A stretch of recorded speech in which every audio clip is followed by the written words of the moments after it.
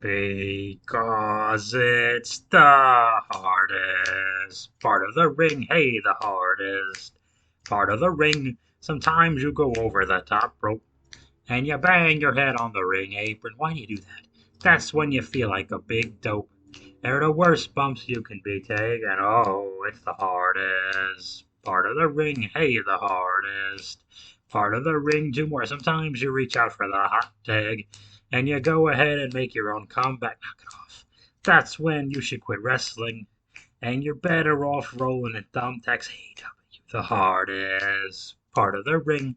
The hardest part of the ring. One more. Sometimes you're distracting the referee and the babyface has your wrestler pinned. Then you get punched in a ring apron and you realize all the trouble you're in when it's the hardest part of the ring. Hey, the hardest part of the ring. Now double claps. Here we go, Bob Squad. Well, there goes my Kamala impression. It's the hardest part of the ring.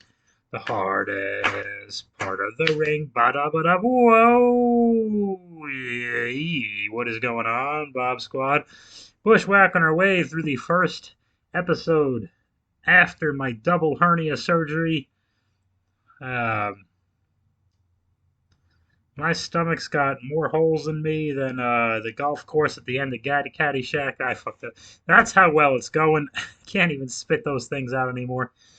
I am banged up, guys. I'm a little bit banged up. There's holes in my belly. Right as we speak, I got an ice pack on my crotch, so you know I'm in a good mood. And what would put me in an even better mood, anything, than talking about this week's Hulu edition, the Hulu edition the Hulu edition of WWE Monday Night Raw, 90-minute action-packed version with not limited enough commercial interruption at Hulu.com. All your favorite television shows, movies, original programming. Hulu, it's TV in the palm of your hand. They're not paying me to say that. Matter of fact, they don't know anything about it. They'd most likely like me to stop. Let me get some water. Oh. That is good water. What business is there to attend to before we jump into it? Oh, I'm falling apart. The robots got the better of me. This sucks ass. I feel like shit's second cousin. Everything hurts. I'm not sleeping right. I can't eat. I can't move. I can't walk. I don't even have my health. I ruined everything. I have failed at everything I've tried, and now I am broken and battered, living paycheck to paycheck once again, except this time I got not even a body to show for it. This is how it ends. And with that, let's jump into Monday Night Raw. Speaking of things that are clearly coming to an end, oh my goodness, how do we open the show? You know how we open the show? I'll tell you how we open the show. We open the show with Hulk Hogan slamming Andre the Giant. And then we are backstage, and Kevin Owens tries to apologize to Big E, and Big E says no, and Seth Rollins comes out and talks. He has a funny suit and he talks. Does this sound like last week's episode? It shouldn't, but it does. And he fake laughs, and Kevin Owens is upset with him for making everybody think that he's a bad guy when he's a good guy. So Kevin Owens comes out and he runs after Seth Rollins, and somehow there's a match, and it's going to be Kevin Owens versus Seth Rollins later tonight as the main event of WWE's November 8th, 2021 Raw. And then we have a wrestling match. It's an 8-man tag. I can't believe there's 8 people left on our roster. Everyone's getting fired because they're not getting their COVID vaccinations. But no one cared about that a few weeks ago. Now it's an excuse to fire more people. And no one cares. They're all killing each other. No one cares. I wasn't surprised Nia was an anti-vaxxer because when has Nia Jax shown any concern for someone else's well-being to begin with? Okay. Backstage. Oh, there's an 8-man tag. Jesus Christ. What's backstage? I don't know. There's a bunch of teams. There's a backstage thing before it with Riddle and Orton and the Street Profits, and Orton tells them if they want to fight Omos, they're on their own. I'm going to pillow over my back so I can lean back here. I'm very uncomfortable. Oh, that doesn't help at all. Okay, good. As long as it's painful. And it's the Street Profits and Randy Orton and Riddle, the RK Bro team, the four of them, versus, God, who are they fighting? AJ Styles and Omos and the Dirty Dogs, Robert Roode and Dolph Ziggler. And what happened? One of the two sides definitely won this. Well, anyway, the story is that Omos keeps beating everybody up, and Riddle goes on after him. Oh, the Dirty Dogs got the pin. They Omos beat up Riddle again, like they do every week, and then one of the Dirty Dogs snuck in. I think it was Dolph, and he blind tagged Omos, I think, and just snuck in, got the pin. They have an excuse to have the Dirty Dogs versus RK Bro instead of the same AJ Omos RK Bro team match, I think. But after the match, they're still selling Orton eventually going one-on-one with Omos, which is what they went to break with one time last week, selling that. So it's the same show. Survivor Series is happening at some point, but that's what they're doing. We are backstage again. Dominic Mysterio, when Rey Mysterio, the Mysterios, Kevin Owens asks Rey Mysterio if Rey believes him. I guess that's important for Rey right now. Rey says, yeah, sure. Anyway, they're playing the music. I gotta go. And Dominic Mysterio is in the ring, and Adam Pearce is there, and he's talking for a long time. They go to break, and they come back. And Adam Pearce says, hey, Dominic, I put you on the Survivor Series team, which I didn't know. There were teams already. This is the thing where every year they pretend that there's brand supremacy and everyone cares, but they always fight for the bragging rights of their own brand after the draft. So half the people fighting for the bragging rights of their brand have only been on their brand a few weeks. So it makes no sense. It's total crap, and we're going to do it forever because Vince is old and senile.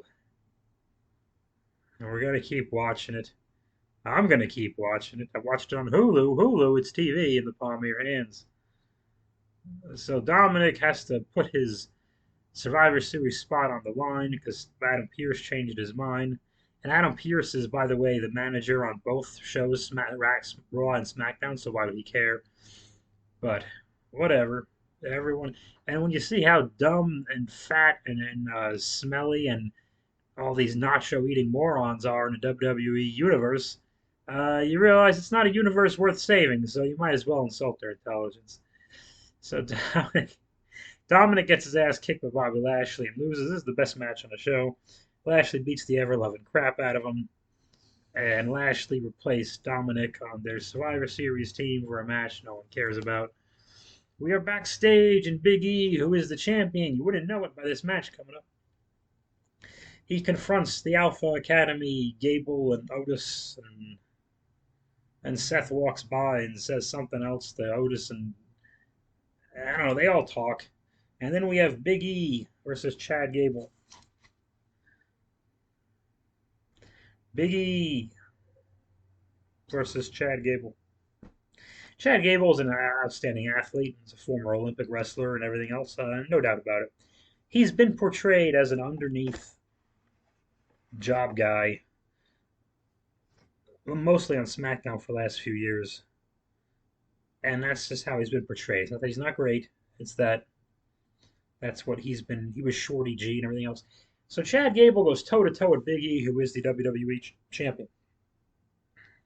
Forgive me, a lot of my words get stuck because they had that breathing tube in my throat, and I can't finish all my words. I had to cancel my spot tonight at the Hollywood. Jesus, I had to cancel my spot at the La Jolla Comedy Store later this evening, and I was going to go see my friends and tell jokes, and I can't do it because I can't stand up straight, and I can't finish my sentences. And you can hear my words trail off, so they're not going to come out in a microphone. It's not going to work. Ruined everything.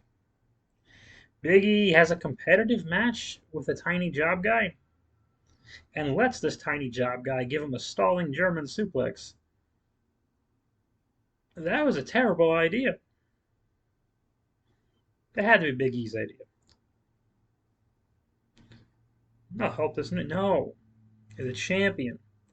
Surely there's another large person on the roster. Chad Gable could do that too. We're running out, but there's somebody else, or even a big star. Like if Gable can do it to E, he can do it to Randy Orton, right? So why not? Who cares? Nobody cares, I guess. And at the beginning of the match, Big E is trading wrist locks and hammer locks with Chad Gable. Why? He's twice the size, and he's the champion. You run through him. You give him two little things to show he's athletic, and you continue running through him. One, two, three. Finish. One, two, three. What is the problem? And it would have been just as good a match as Lashley and Dominic. A match doesn't have to be competitive to be good. It could be one-sided. It could be entertaining as hell. So that was the one of the many things they did to make Big E look as ineffective and stupid as they possibly could as WWE champion. Adam Pearce and Sonya Deville. Oh, jeez. This is where it gets worse. Every woman on a roster, and Adam Pearce and Sonya Deville, who was also a woman but not a women's wrestler at the time. At this time, that's what I meant. Pearce and Sonya and all the women are backstage. Everyone's backstage. Half the show happens backstage. Why do we have rings? Just put backstage in the middle of the arena. Fuck it. They say, hey, you five women. Hold on.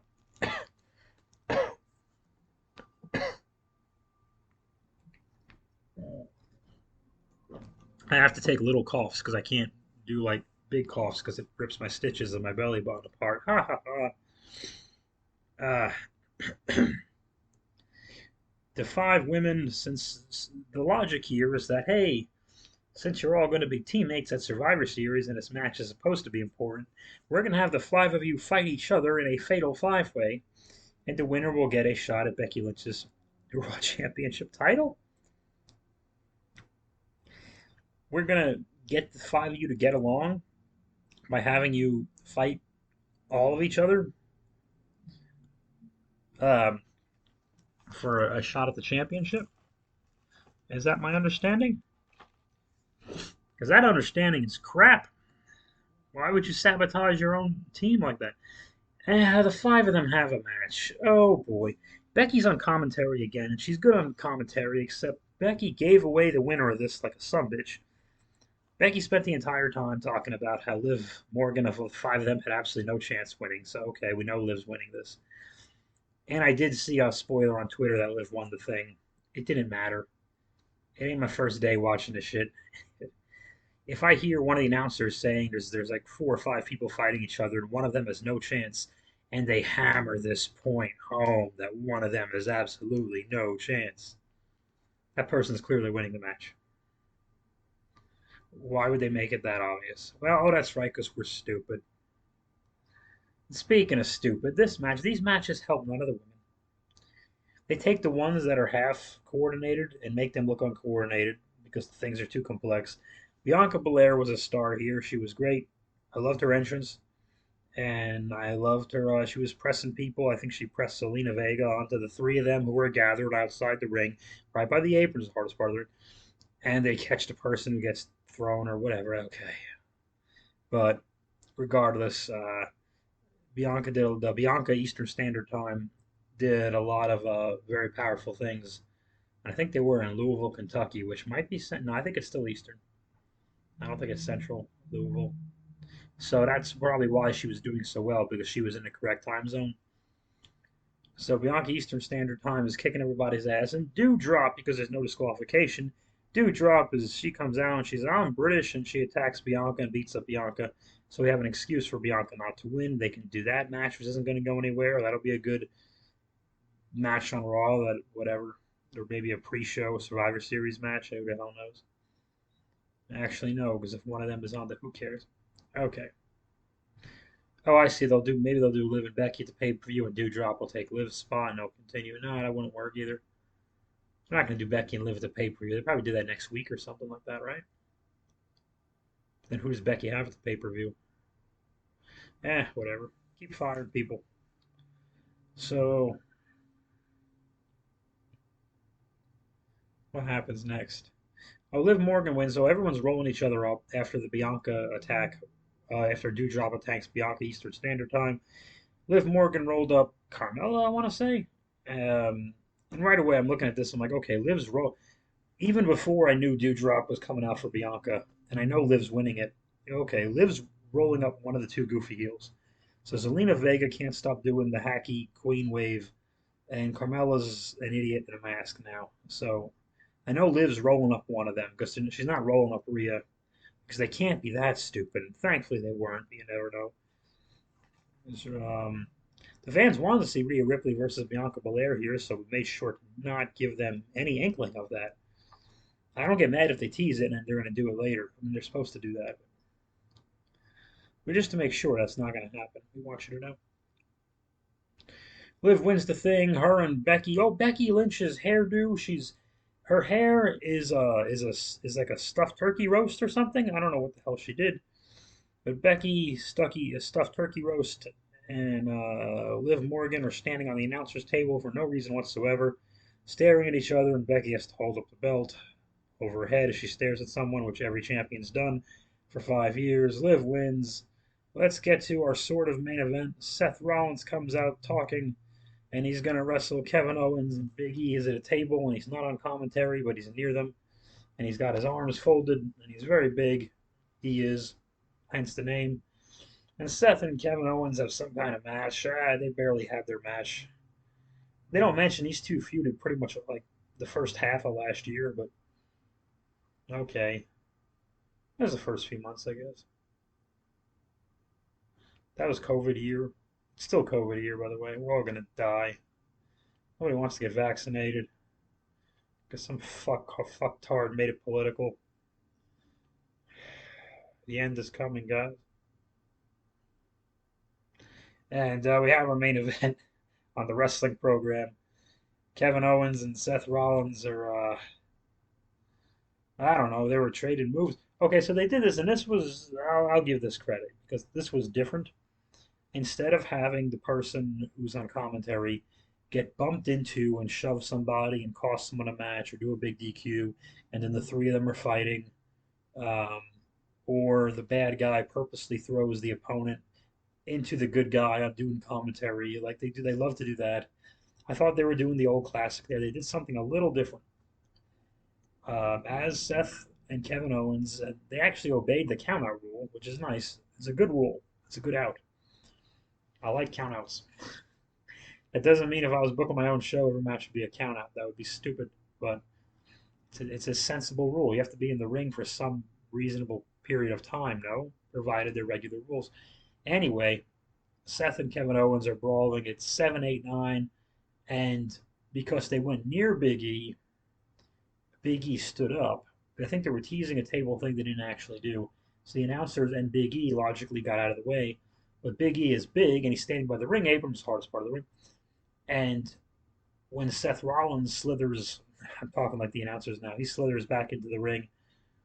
Kevin Owens and Big E did like an accidental like stutter step, like oh shit, I'm going this way, you're going that way, I'm going to say when we move. So you, and they're both big guys. So Kevin at that split second cost Kevin Owens to get counted out, which I haven't seen before. And it makes sense though. Everybody's in each other's way, and the count out rule is in effect. So I'll give that finish a pass. I'm okay with that. Don't want to see it ever again, but I was okay with it because if they do it a second time, they'll do it an 18th time, and that's really what I mean by that. I don't want to see it ever again, but it was clever. So Kevin Owens now believes that Big E has cost him the match on purpose, and Seth Rollins rolls away, and at the very last second, they cut to Kevin Owens, who's standing on the ring apron, is the hardest part of the ring. He kicks Big E in the head, and Kevin Owens turns bad. He turns on Big E and pummels him. Beats him up, of course, for way too long. Gives him the power bomb with E's back hitting the ring apron, is the hardest part of the ring, and the ring steps and everything else. And those things are always way too long. It should be two moves. Boom, boom.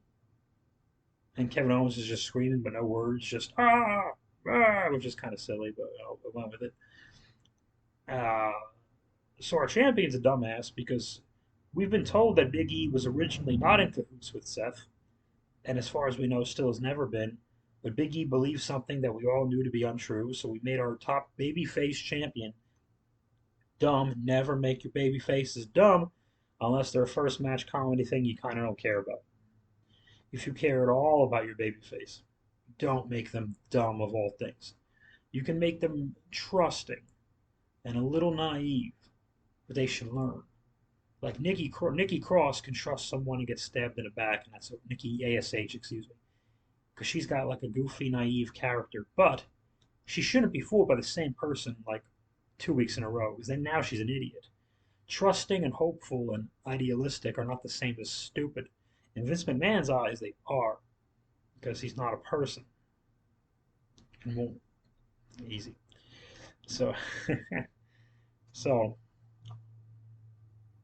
so Big E gets attacked because he didn't believe something that everyone else knew to be true, and Kevin Owens decides to attack him because he's mad that Big E was dumb and should have just believed him.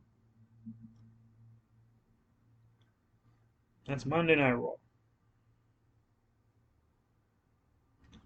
I did like the use of the ring apron on this episode, which is the hardest part of the ring. I don't know when Survivor Series is. This Saturday, I'm going to order once again the AEW pay-per-view. This time it's called Full Gear. It airs at 5 o'clock Pacific time, which is 8 o'clock Bianca Belair time. Yep, keeping that gag. It's funny to me. So we'll see what happens. Maybe we'll chat about it. How about that? We'll chat about it. So I got a big day on Saturday, and a little bit earlier in the afternoon, we're going to record a Beach Town again with Jesse. That's kind of didn't go away. I couldn't do it last week. I was too frazzled and stressed out, and this week I'm in too much pain, and Jesse's schedule isn't working either. So we're just like, God damn. I mean, I can barely get the words out. This is the longest I've talked in a week, so I'm doing the best I can. Um, for Christmas, instead of a fun boxing, I'm going to do a fun wrapping. That's right. I bought myself Christmas gifts, and I'm going to fun wrap them and have that video come out Christmas morning. Bianca Belair time. Or if I don't know. We'll get it out a little early for you guys, so maybe Christmas Eve or something, or Christmas morning you could have it. Not that I expect to be watching my video on Christmas morning. That's kind of sad, actually, but you understand. I'll try to get it out. But I got myself most of those presents already, so and the others are already on the way. So I got everything I need. I got at least one big transformer. I got one He-Man thing. Not the aerator. No, I'm gonna pass on the aerator. I changed my mind. It looked really cool when we were chatting on the Skype. Yeah, I'm just talking specifically to two guys. Sorry, that's okay. The Bob Squad knows who they are. Yeah, the aerator looked cool, but I changed my mind. I'm gonna pass on that. I don't need it really, and there's nowhere to put it. But I got a He-Man thing that I wanted, a big transformer, and I'm finishing up the retro line of GI Joe because I don't know what's left in the retro line. If it's even going to continue.